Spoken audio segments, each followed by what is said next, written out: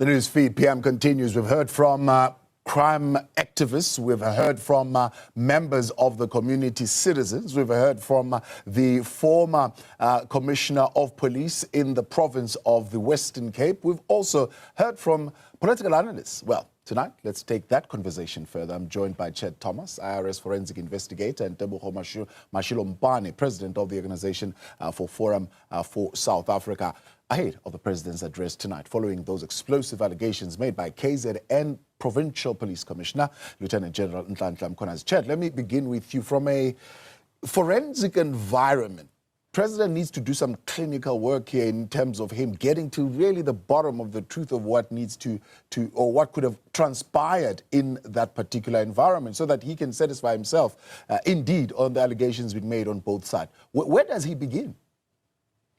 Immediately. Good afternoon to you and to the viewers. It has to start immediately. We cannot let this drag on any longer. It's been a week that nobody's going to forget in this country's history. It's exactly a week since Mkhwanazi made those devastating claims. And we now need to see solid leadership from our president. We need to see him set up a judicial inquiry, not a commission of inquiry. There is a difference between the two. And it's important that he sets up a judicial inquiry, but not just into SAPS. It has to be into that entire criminal justice cluster, because it seems there's bad actors from various departments that are acting in collusion with one another, that's having devastating effects on the execution of criminal justice in South Africa.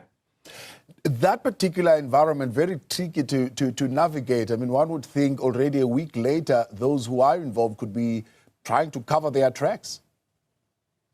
As we saw with some of the evidence that Mkhwanazi brought forward, we live in a digital age, and it's very difficult to hide digital evidence these days. Everything leaves some kind of digital fingerprint, whether it's an EFT, whether it's a cash send, whether it's a WhatsApp, whether it's an SMS, whether it's a phone call. So we rely very heavily these days on not just direct evidence from a witness that could be cross-examined, but also evidence that comes from digital sources.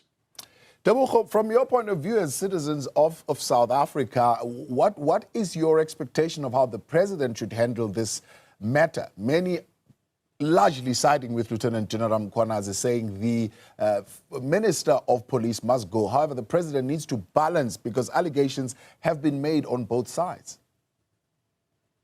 Yeah, thank you so much, Tawon. Greetings to Chet and the viewers. Look, our position is very clear as FOSA. We are simply saying the president must act on behalf of the citizens. Whatever that is going to do, it must be in the best interest of the citizens. The citizens for many years have been complaining and saying, we have a problem here, the issue of corruption, the issue of crime.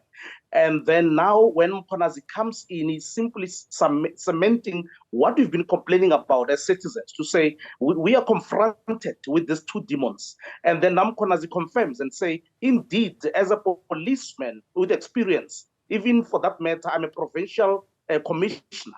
I've got evidence of corruption in the system, evidence of criminality in the system. So we are simply saying to you, Mr. President, you need to get rid of the rot, because there is no way that will continue in this fashion, because corruption is every day, crime is every day. And then we see that it's growing legs every single day. Yeah. Now, one of the things, for example, that you would have fought for very strongly is the protection of the informal trading environment, the closing of illegal spaza shops, for example, a matter that is not yet resolved if you look at it very closely. Do you think, I mean, part of the compromise of the South African police environment, judiciary, and other aspects which have been raised by Lieutenant General Mkhwanazi is the reason why this matter is not being dealt with adequately? True. You mentioned the issue of spaza shops. We confronted that issue. We've written letters to both ministers, Stella Ndabeni, Minister of Copta, Mr. Thabisa. And then we also wrote to Mr. Mtunu with regard to the issue of Twek. To date, we haven't received any response from the Minister of Police. And then we tried to put out our arguments to the minister and even questions that he should answer, but he's been failing. And these are the problems that are facing the ordinary citizens. They're not facing these people on top. They're facing ordinary citizens, people who eat snacks and die, people who walk on the street and then they take your cell phone, they step to, they kill you. So these are the challenges that we've been facing. And then we've been saying, but Minister, what is your plan on these issues? So we as a forum, we realize that the minister does not have the capacity to deal with sophisticated matters, like the matter of Twekwe, for an example, because even today is doing the dark and dive. So obviously we can't expect such a minister. But at the same time, you are saying, Konazi said, I've got evidence here with me that links the minister to the corrupt people. So what type of a minister is that one who will have relations with people who are questionable? So as a forum that represents the ordinary citizens, we are saying we want to restore the image of SAPS. We want to restore the image of the judiciary at large. Yeah. But how do you do it? You must first clean up. You need to get rid of those who actually are seen to be doing nothing about such particular issues of solving those particular problems. Chad had the privilege of talking, if you want to put it as a privilege, but at least had the opportunity to talk to the Deputy Police Commissioner, Shadrack Sibia, right? He says, I'm just a mere investigator. I don't have these powers that Mkonazi says that I have. I only carry out what I'm being told to do, either by the minister or by those who are above me. But he emphasized that I'm just an investigator, right? Mkonazi will tell you that he's also a police, he's also an investigator. My question is, who then polices the investigators? Who investigates the investigators? It's a very challenging question, that because there are organizations and there is a framework that is in place to investigate.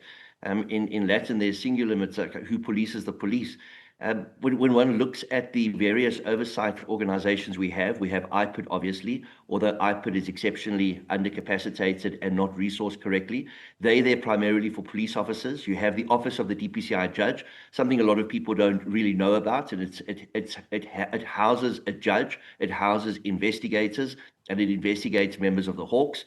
You have the Inspector General of Intelligence, who needs to actually show some teeth, because over the years we've seen rogue units operating that haven't been properly held to account by this very important oversight mechanism, being the IGI. One thinks back to the rogue SSA that was involved in investigating their counterparts within other important departments, such as SARS. Then, of course, you've got the Police Portfolio Committee in Parliament that has an oversight capacity. So it's not like we have a shortage. We've also got the Chapter 9 organizations like the Office of the Public Protector and the soon-to-be established, we believe, Office of Anti-Corruption and Integrity. So all of these oversight organizations are there. The problem we see is that they suffer capacity and resource issues, and that leads us to scratch our heads and wonder, why do they have these constraints? Why are their budgets throttled? It's almost as if we're shooting ourselves in the foot. We have the framework, we have the oversight organizations, but they don't have sufficient manpower or resources to fulfill their mandate. Just from that, I mean, you then begin to believe that the president really has got his task set out for him, because it's not as simple as removing the police minister. Yes, we could make the call, remove the police minister, but if these oversight institutions don't kick in proactively and do what they need to do, we will never get to the bottom of this. No, of course not. We haven't had a commissioner complete their term of office in close on 30 years. That's unbelievable. There's been so much that has been cast upon the reputation of SAPS in a negative way over the last 2 to 3 decades, that this reckoning has been long in coming. And I'm glad that this outing is taking place. But like I mentioned at the outset of the insert, we can't just look at the police in isolation. We have to look at other elements of the criminal justice cluster and see where the problems are and who has this symbiotic relationship with bad actors. But we need change. We can't just move people from one portfolio to another. We can't have a purge, but allow the rot to stay. We have to have a thorough, deep clean. Like we see on the 1st of September when everybody spring cleans. That's what we need in the police service, as well as in other divisions of the criminal justice system. A thorough deep clean. One of the things we have seen, for example, in the appointment of the public protector, where the public is consulted. There's a broad public consultation as to who gets appointed there. We are now saying president reshuffle, but it's the prerogative of the president to reshuffle and who he puts there as a police minister, and whoever is appointed as a national police commissioner or provincial police commissioner. The public does not really have a say on who gets to those positions. Yeah, but it might look like we don't have a say, but we do, because remember, we've got what we call a social contract with the government, meaning that we have entrusted our visions and our hopes in this government to run this country. But whenever they make mistakes, we need to come back and say, but we are stakeholders in this, and then we must caution the president and say, but we think now you are not doing us right. Or any minister to say what you're doing is wrong, because it is our duty as citizens, especially now that we also have organizations, civil organizations that are there as people who are watchdogs on behalf of the communities. Hence, we're raising such issues, because not everyone will raise such particular issues, but we do raise on behalf of the citizens, because we are also part of the constitution of this country. We are part of this country, and then we need to hold people accountable. And then where we see something, we need to expose it. We need to talk to the president.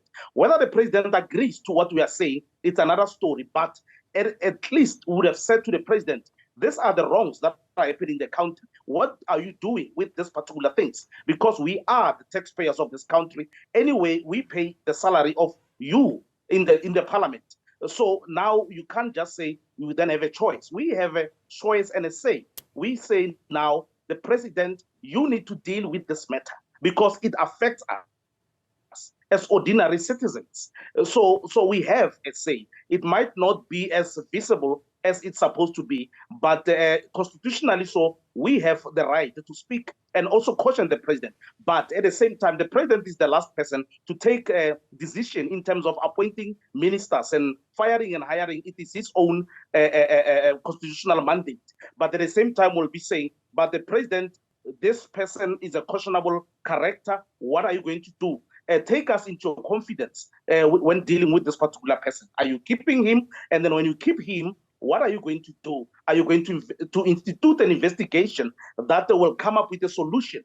Not investigations and inquiries that we have seen in the past, where billions of money have been paid for such particular things. And then end of the day, we are told we cannot implement these things, or these decisions of this are not binding. So those are not the stories that we want to hear at the moment. Because if the president fails to align with what the society is saying, he'll be calling for something that we all don't want to see. Tebogo Mashile-Mpane, appreciate your time. President of the Organization Forum for South Africa. Chet Thomas with the IRS forensic investigators, of course, ahead of the president's address later this evening. We'll be hearing more views here on the Newsfeed PM. Do stay with us. More news in a moment.